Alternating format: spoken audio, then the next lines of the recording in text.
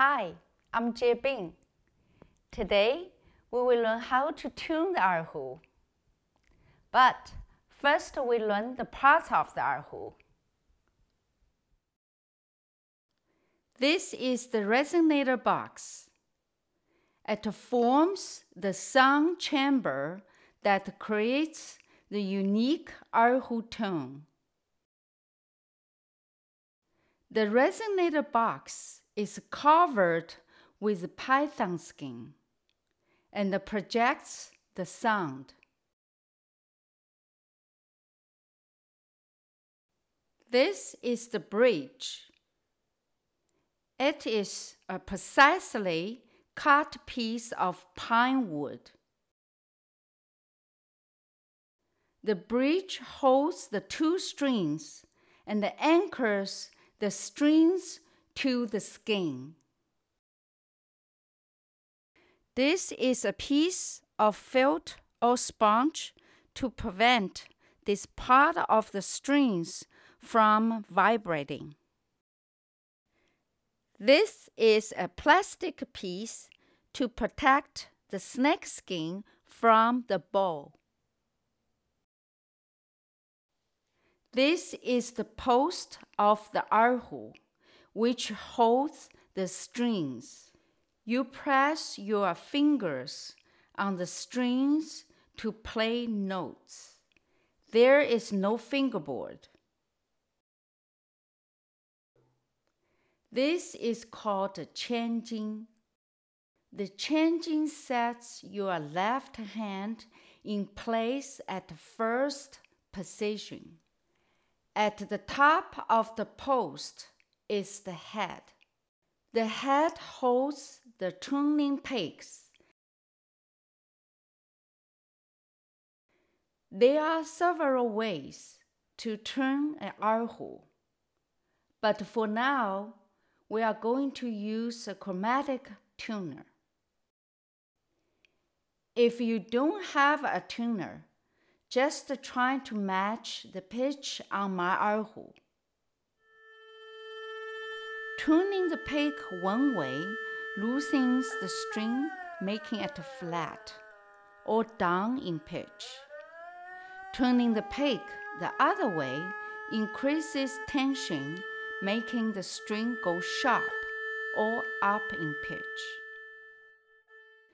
To have better control when tuning a tuning pick, hold the pick like this.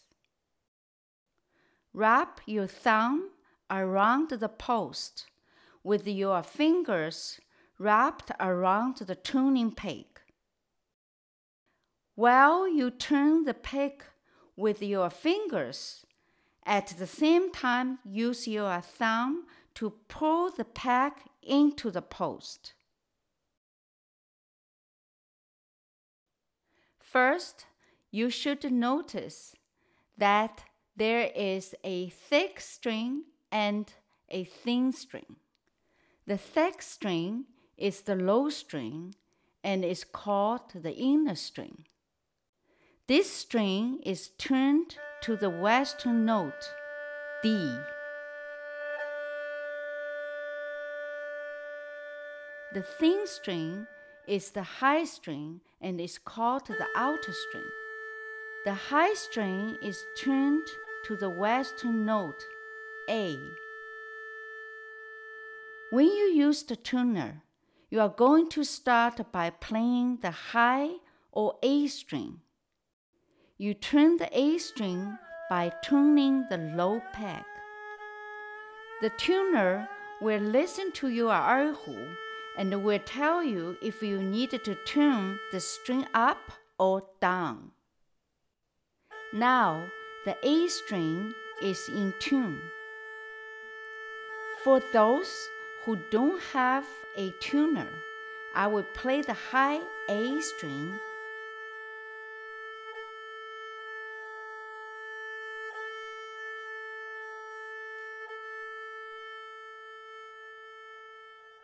Once the A string is in tune, move on to the D string. We tune the low D string the same way. you tune the D string by tuning the upper peg.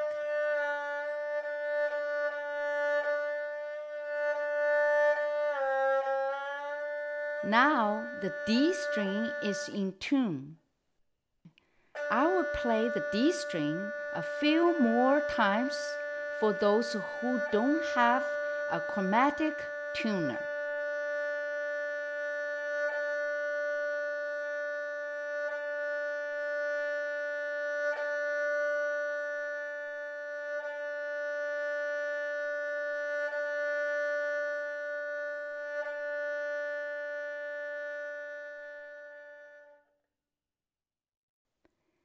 Because tightening and loosening one string can affect the tuning of the other string, it's a good idea to repeat the tuning process a second time.